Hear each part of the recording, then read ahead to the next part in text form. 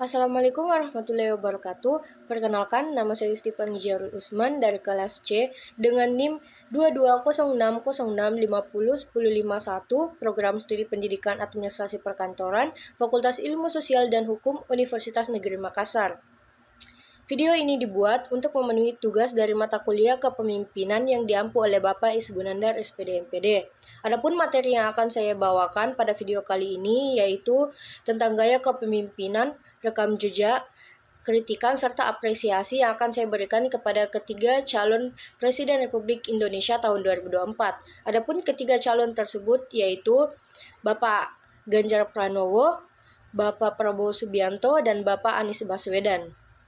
Kandidat Capres RI pertama yang akan saya bahas yaitu Bapak Ganjar Pranowo. Bapak Ganjar Pranowo lahir di Karanganyar, Jawa Tengah pada tanggal 28 Oktober tahun 1968. Beliau merupakan lulusan Universitas Gadjah Mada atau yang biasa kita kenal dengan sebutan UGM. Pada tahun 2004, beliau pernah menjadi anggota legislatif DPR RI dan ditugaskan menjadi Duta Besar Indonesia di Korea Selatan. Pada periode 2009 sampai 2014, beliau menjadi Wakil Ketua Komisi 2 DPR RI, dan pada tahun 2013, beliau terpilih menjadi Gubernur Jawa Tengah. Dan pada periode 2018 sampai 2023, beliau terpilih kembali menjadi Gubernur Jawa Tengah. Pak Ganjar Pranowo mempunyai gaya kepemimpinan melalui pendekatan dengan masyarakat, baik secara langsung maupun secara tidak langsung atau melalui sosial media.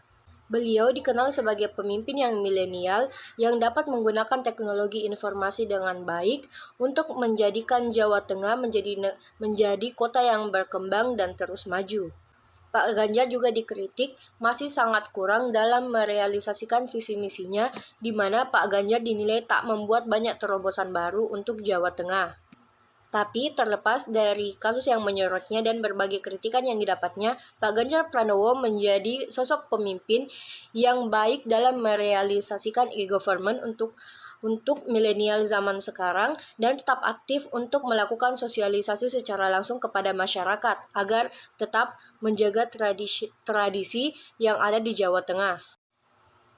Kandidat Capres kedua yang akan saya bahas yaitu Bapak Prabowo Subianto. Beliau memiliki nama lengkap Jenderal TNI Prabowo Subianto Jojo Hadikusumo yang lahir di Jakarta pada tanggal 17 Oktober 1951. Beliau merupakan pensiunan Letnan Jenderal TNI sebelum terjun ke dalam dunia politik dan dunia bisnis. Beliau dilantik menjadi Menteri Pertahanan Republik Indonesia pada tahun 2019 dan juga beliau merupakan ketua dari Partai Gerakan Indonesia Raya atau yang biasa kita kenal dengan sebutan Partai Gerindra. Beliau pernah mencalonkan diri menjadi presiden pada tahun 2014 dan 2019, namun sayangnya gagal terpilih. Beliau dikenal sebagai sosok pemimpin yang berani dalam menghadapi kondisi atau keadaan yang berbahaya. Prabowo dikenal dengan gaya kepemimpinannya yang otokratis dan birokratis, yang dimana gaya kepemimpinan otokratis ini dipengaruhi oleh pengalaman beliau di dunia militer, yang dimana dalam dunia militer seorang pemimpin harus cepat dan tepat dalam mengambil keputusan. Sedangkan di gaya kepemimpinan birokratisnya dipengaruhi oleh pengalaman beliau dalam memimpin partai yang didirikannya, yang dimana seorang pemimpin harus sesuai dengan aturan dan melaksanakannya sesuai prosedur yang telah ditetapkan sebelumnya. Kandidat Capres ketiga yang akan saya bahas yaitu Bapak Anies Baswedan. Memiliki nama lengkap Anies Rashid Baswedan, lahir di Kuningan pada tanggal 7 Mei tahun 1969. Beliau terlahir di keluarga akademisi dan beliau merupakan alumni Universitas Gadjah Mada atau yang biasa kita sebut dengan UGM pada tahun 1989. Beliau selama berkuliah menjadi aktivis yang berbasis literasi dan penelitian. Bapak Anies Baswedan melanjutkan gelar doktor dan masternya di universitas yang ada di Amerika Serikat. Beliau pernah dilantik menjadi rektor di Universitas Paramadina dan dinobatkan menjadi rektor termuda yang ada di Indonesia.